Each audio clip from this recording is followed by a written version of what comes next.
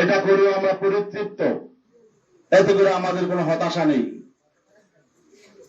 বর্তমান বাস্তবতায় আপনারা জানেন, গত বছর 5ই আগস্ট একটি অভ্যুত্থান হয়েছে।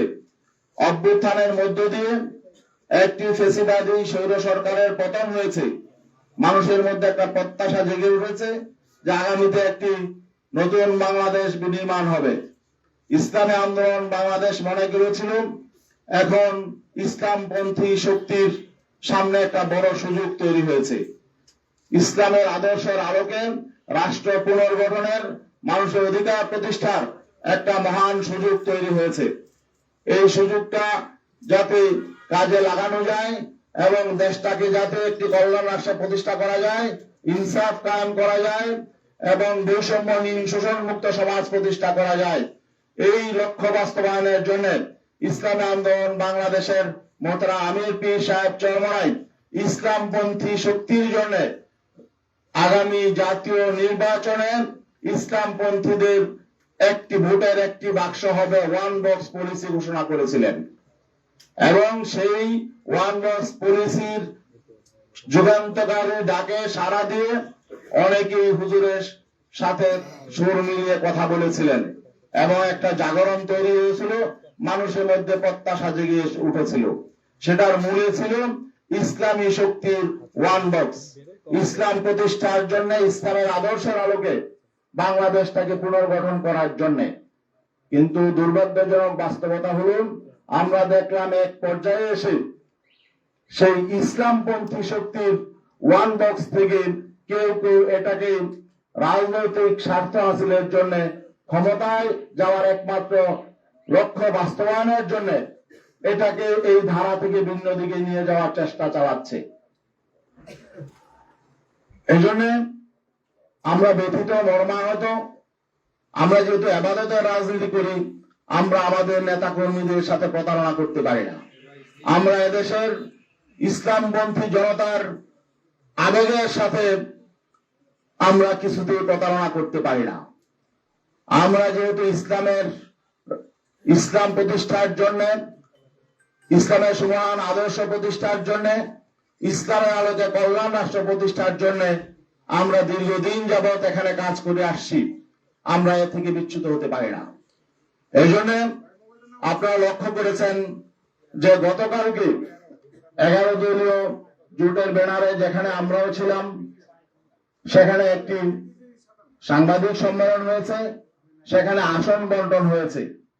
সেখানে আমাদের এই যে দীর্ঘদিনের পথ চলা, 5ই আগস্ট পরবর্তী সারা দেশে আমরা ইসলামপন্থী শক্তি একসাথে করার জন্য যে চেষ্টা সাধনা করেছিলাম, আমরা দেখেছি যে শেষ পর্যায়ে এসে আমাদের যে লক্ষ্য ছিল সেই লক্ষ্য অর্জিত না হওয়ার একটা সম্ভাবনা তৈরি হয়েছে, লক্ষ্য অর্জিত না হওয়ার একটা শঙ্কা তৈরি হয়েছে।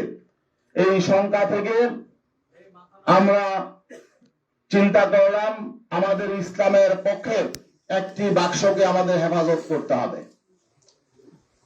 এই জন্য ইসলামী আন্দোলন বাংলাদেশ, যদিও আমরা জানি সামনে আমাদের পথ চলা হয়তো মসৃণ নাও হতে পারে, কারণ আমরা ক্ষমতার রাজনীতি আমরা সেভাবে করি না। আমাদের মূল লক্ষ্য ইসলাম, ইসলামকে আমরা আগে রাখি, আমাদের নীতি, আমরা নীতি আদর্শের রাজনীতি করি। আর এখানে আমরা দেখছি যে নীতি আদর্শের প্রশ্নে, রাজনৈতিক প্রশ্নে, ইনসাফের প্রশ্নে আমরা বৈরিতার শিকার হয়েছি। সেই জন্য আমরা আজকে আপনাদের সামনে ঘোষণা দিতে বাধ্য হচ্ছি যে ইসলামী আন্দোলন বাংলাদেশ আসন্ন ত্রয়োদশ জাতীয় সংসদ নির্বাচনে যে 270টি আসনে মনোনয়নপত্র সাবমিট করেছে, এর মধ্যে আপিলে 2 জন বাতিল হয়েছে, বাকি 268 জন সংসদ সদস্য প্রার্থী এখনো পর্যন্ত মাঠে কাজ করছেন। আমরা তাদেরকে নির্দেশনা দিয়ে দিয়েছি, তারা নির্বাচনে প্রতিদ্বন্দ্বিতা করবেন, একজনও তারা মনোনয়নপত্র প্রত্যাহার করবেন না।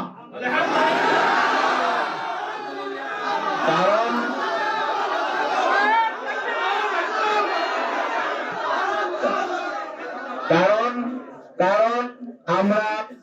ইসলামী জনতার যে প্রত্যাশা, যে এখানে একটা বিষয় স্পষ্ট করে বলতে হয় যে আমরা কেন এই সিদ্ধান্তে আসলাম।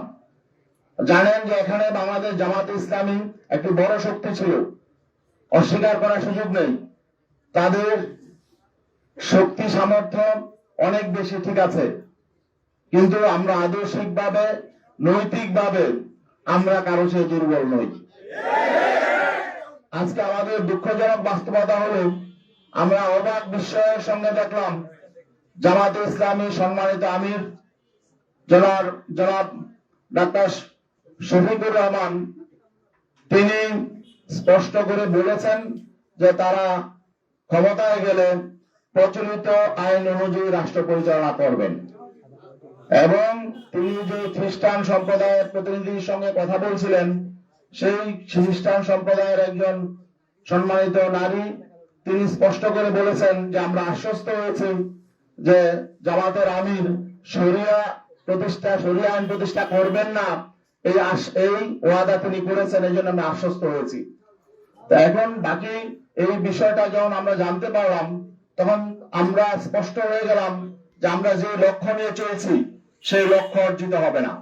কারণ আজকে যখন রাষ্ট্র ক্ষমতা যাওয়ার মতো একটা পরিবেশ পরিস্থিতি তৈরি হয়েছে, এখন যারা প্রধান শক্তি তারাই যদি ইসলামের সুমহানে আদর্শ থেকে ভিন্ন দিকে চলে যায়, তারা যদি ইসলামী আইনের প্রতি তাদের আস্থা না থাকে, তাহলে আমরা যে কর্মী সমর্থক নিয়ে সারা দেশে ইসলামের পক্ষে কাজ করে যাচ্ছি, এই স্বপ্নই থেকে যাবে। এবং আজকে আমরা অবাক বিস্ময়ের সাথে লক্ষ্য করছি জামাতে ইসলামী বাংলাদেশের সারা দেশে লক্ষ লক্ষ কর্মী সমর্থক আছেন। আমরা জানি বাংলাদেশ জামাতে ইসলামী তাদের জন্মের পর থেকে একটা মৌলিক স্লোগান ছিল যে আল্লাহর আইন চাই, সৎ লোকের শাসন চাই। এখন যখন ক্ষমতায় যাওয়ার মতো অবস্থা তৈরি হয়েছে, তখন তারা আল্লাহর আইন থেকে সরে গেলেন। তারা প্রচলিত আইনে রাষ্ট্র পরিচালনা করবেন এই কথা যখন ঘোষণা করলেন, তখন আমাদের প্রশ্ন জাগে যে সারা বাংলাদেশে এই জামাত ইসলামীর বাংলাদেশ জামাত ইসলামীর নেতা কর্মীদের এই যে আবেগ অনুভূতি, এই বিষয়টার প্রতি তারা আসলে খেয়াল করে নাই। আমাদের যেটা মনে হয়েছে তারা ক্ষমতাটাকে একমাত্র মুখ্য মনে করছে। তো এখন আমরা আসলে তাদের ক্ষমতায় যাওয়ার পথে বাধা হতে চাই না।